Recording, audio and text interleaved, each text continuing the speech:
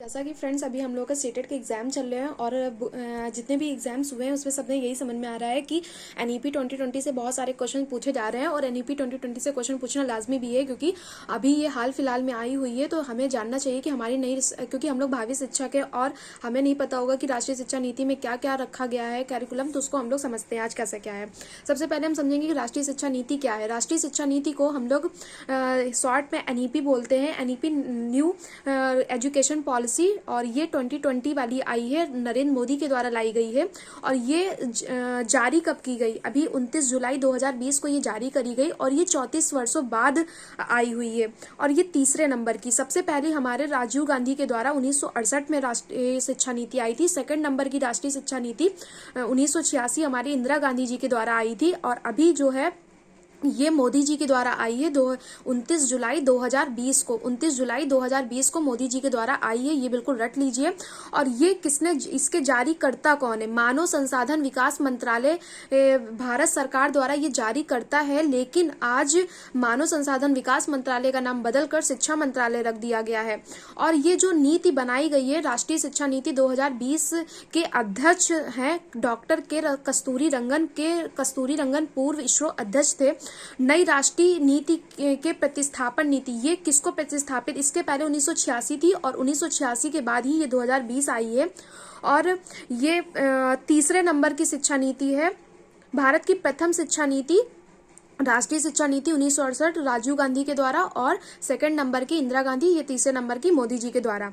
अभी इसमें परीक्षा प्रयोगी तथ्य हम पढ़ते हैं। राष्ट्रीय शिक्षा नीति 2020 1968 1986 के बाद भारत सरकार द्वारा मानव संसाधन विकास मंत्रालय, जो अभी करंट में नाम उसका शिक्षा मंत्रालय रख दिया गया है, स्वतंत्र भारत की तीसरी शिक्षा नीति होगी। मानव संसाधन विकास मंत्रालय का नाम बदलकर शिक्षा मंत्रालय रख दिया गया। बार बार को पूछा जा रहा है, इसमें कोई भी वर्ड्स फालतू के नहीं होंगे, सारी चीजें क्वेश्चन सारे पेपर्स में पूछे गए हैं।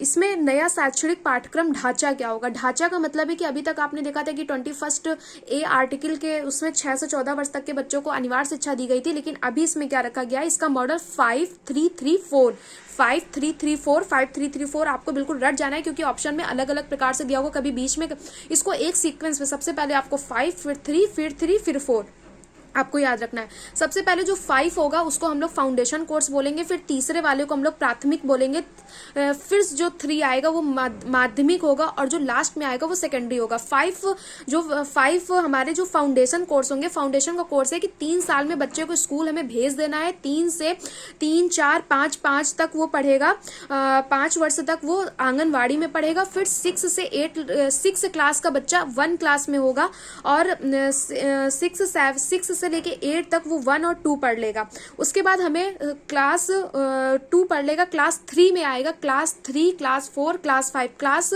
3 का बच्चा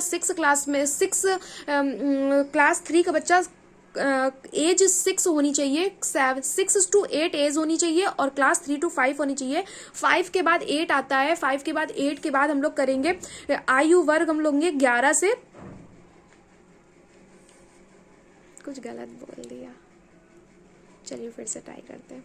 सबसे पहले फाउंडेशन कोर्स होगा, 5 ईयर्स इसमें लिए जाएंगे। 5 ईयर्स में क्या है कि बच्चे को हम लोग 3 साल से स्कूल भेज देंगे, 3 से 6 वर्ष तक वो प्री स्कूलिंग करेगा, मतलब आंगनबाड़ी में करेगा, और 6 to 8 वो क्लास 1 से 2 तक पढ़ेगा।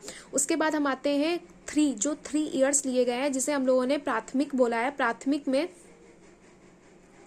प्राथमिक स्कूल जो होंगे उसकी कक्षा 3 से कक्षा 5 तक के होंगे। अब हम लोगों ने प्राथमिक को कक्षा 3 से कक्षा 5 बोला है, और इसमें आयु वर्ग 8 से 11 वर्ष होगा। फिर हम लोग कक्षा 6 में जाते हैं, जिसे हम लोग सेकेंडरी बोला करते हैं, लेकिन अभी क्या है, माध्यमिक उसे बोलेंगे। माध्यमिक में है 11 से 14 वर्ष तक के बच्चे लिए जाएंगे। फिर हम लोग 4 साल का जो ले रहे हैं कोर्स, उसे सेकेंडरी बोलेंगे। अब बच्चा बड़ा हो गया है, क्लास 9 में आ गया है, और 12th तक की उसकी पढ़ाई करवाएंगे, 14 से 18 तक की उसकी एज लेंगे। तो इसमें हमने सबसे पहले पढ़ा मॉडल 5334 फाउंडेशन, प्राथमिक, माध्यमिक, सेकेंडरी। और इसमें अभी एक सीक्वेंस में ये हो गया। उसके बाद इसका आयु वर्ग बता दे रहे हैं। नया स्कूल पाठ्यक्रम के लिए आयु वर्ग होगा 3 से 8, 8 से 11, 11 से 14, 14 से 18। नवीं कक्षा से बच्चा अपनी जिस फील्ड में जाना चाहता है विषय चुनने की उसे आज़ादी होगी।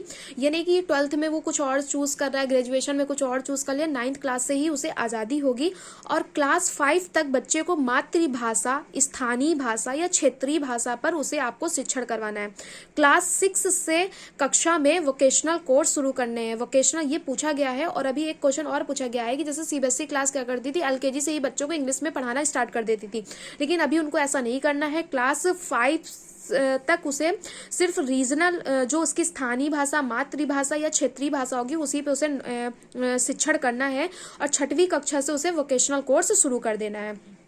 उसके बाद हम आते हैं राष्ट्रीय शिक्षा नीति 2020 के अनुसार शोध करने वाले छात्र, शोध अन्वेषण करने वाले छात्रों के लिए स्नातक डिग्री की अवधि को 4 वर्ष कर दिया गया है। अगर उसे स्नातक डिग्री लेना है तो उसे 4 वर्ष तक का करना है। और स्नातक डिग्री जो होती थी, अगर बीच में क्या रहता था, अगर आपने 3 साल की स्नातक डिग्री नहीं पूरी करी तो वो आपका पूरा ईयर खराब कर देते थे, मतलब पूरा सब चीज। अगर आपने 2 साल किया है, तीसरे साल आप पेपर नहीं दे पाए, लेकिन अभी ऐसा नहीं है। अगर आपने सिर्फ ग्रेजुएशन में 1 वर्ष पूरा किया है तो आपको प्रमाण पत्र मिलेगा। याद रखिएगा, 1 वर्ष अगर आपने ग्रेजुएशन के पूरे रखे हैं तो उसे प्रमाण पत्र मिलेगा।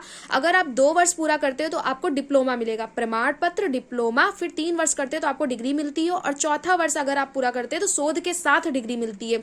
अब आते हैं कि नई राष्ट्रीय शिक्षा नीति 2020 में एमफिल को समाप्त कर दिया गया है। और ये पूछा गया, जो अभी मैं लाइन बोलने वाली हूँ ये बिल्कुल पूछी गई है, 4 वर्षीय स्नातक के पश्चात आप पीएचडी या डीफिल कर सकते हैं। इसमें ये पूछा गया कि आप कितने साल बाद पीएचडी कर सकते हैं, तो आप 4 साल बाद, 4 साल पूरे स्नातक के पूरे करने के बाद आप पीएचडी या फिर डीफिल कर सकते हैं। शोध कार्यों को बढ़ावा देने के लिए, शोध कार्य जो आप शोध करो, साइंटिफिक शोध, प्रैक्टिकल या फिर अन्वेषण जो कर रहे हो, बढ़ावा देने के लिए नेशनल रिसर्च फाउंडेशन, रिसर्च माने ही तो आपका शोध होता है ना, तो वही नेशनल रिसर्च फाउंडेशन का गठन किया गया है। स्कूलों से दूर हो रहे 2 करोड़ बच्चों को मुख्य धारा से जोड़ना है। शिक्षा पर सार्वजनिक व्यय बहुत इंपॉर्टेंट है। शिक्षा पर सार्वजनिक व्यय को बढ़ाकर जीडीपी के 6% के बराबर करना है, जो कि वर्तमान में 4.43% के बराबर है। जीडीपी का 6% जो वर्तमान के 4.43% के बराबर है। और वर्ष 2030 तक स्कूलों में 100% नामांकन का लक्ष्य निर्धारित किया गया है, अर्थात एजुकेशन फॉर ऑल 2030 तक, 2030 तक बिल्कुल एग्जैक्ट आपको याद होने चाहिए, 2030 तक एजुकेशन फॉर ऑल के लिए करना है। और इसमें कितने से कितने, जब भी अभी मैंने फाउंडेशन कोर्स बताया और 12वीं कक्षा तक बताया, तो 3 क्लास का बच्चा एंटर करेगा और 12 क्लास में वो 18 वर्ष का हो जाना चाहिए। तो 3 से 18 वर्ष तक गुणवत्तापूर्ण और समावेशी शिक्षा को ही देना है।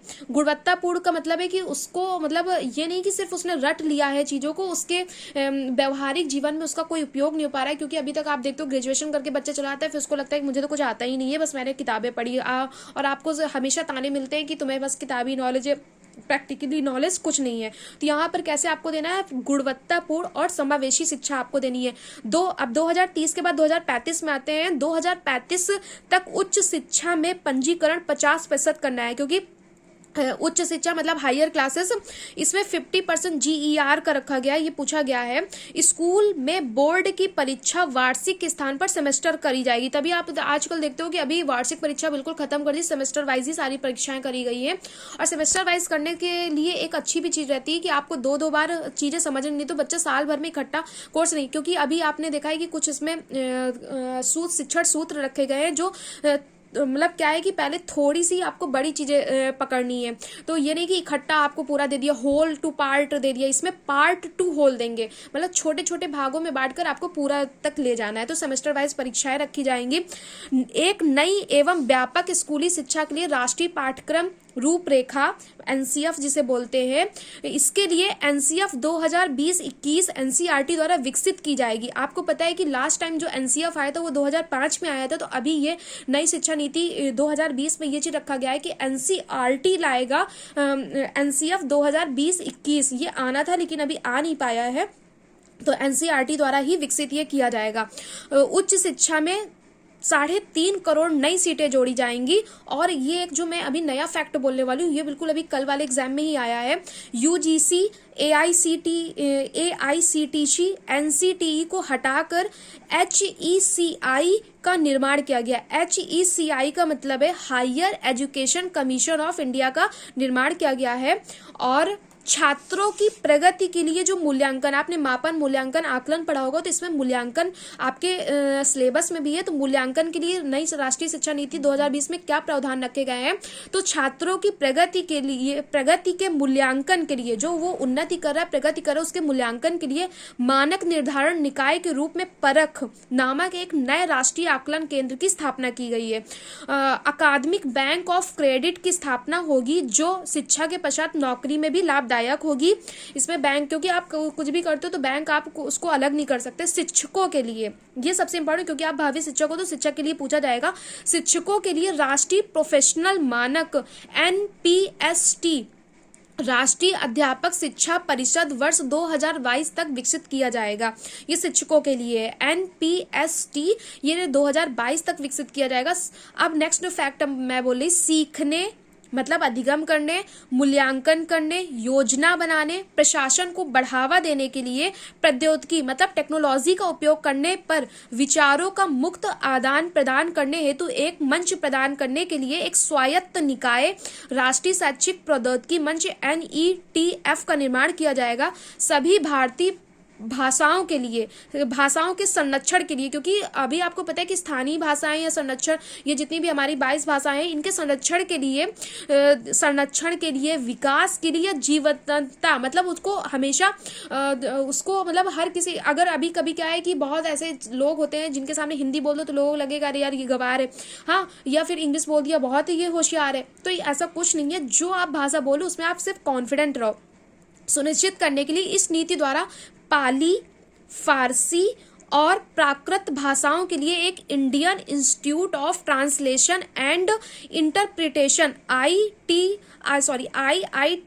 नामक राष्ट्रीय संस्था की स्थापना की गई है। इसमें कौन कौन सी भाषा, पाली, फारसी, प्राकृत भाषा, ये। उसके बाद ये जो ये नीति है, इसका विजन क्या है, इसका उद्देश्य क्या है, भारतीय मूल्यों से, क्योंकि आपको पता है कि जो भारत है वो विविधताओं से भरा हुआ है, तो हर किसी को हमें रिस्पेक्ट देना है। तो भारतीय मूल्यों से विकसित शिक्षा प्रणाली को बढ़ावा देना है, जो सभी को उच्चतर गुणवत्तापूर्ण युक्त शिक्षा प्रदान करे। भारत को वैश्विक ज्ञान महाशक्ति से, मतलब जितनी भी आपके अराउंड पूरे वर्ल्ड पे शिक्षा चली उससे आपको जोड़ना है, और एक जीवंत और न्याय संगत ज्ञान समाज में बदलने के लिए प्रत्यक्ष रूप से योगदान करे। फिर एक नया फैक्ट आता है, नई शिक्षा नीति जो 2020 है उसको लागू करने वाला प्रथम राज्य कौन सा है, वो हिमाचल प्रदेश है। बस यहाँ से ये NEP आपका खत्म होता है। आई होप आपको अच्छा लगा होगा।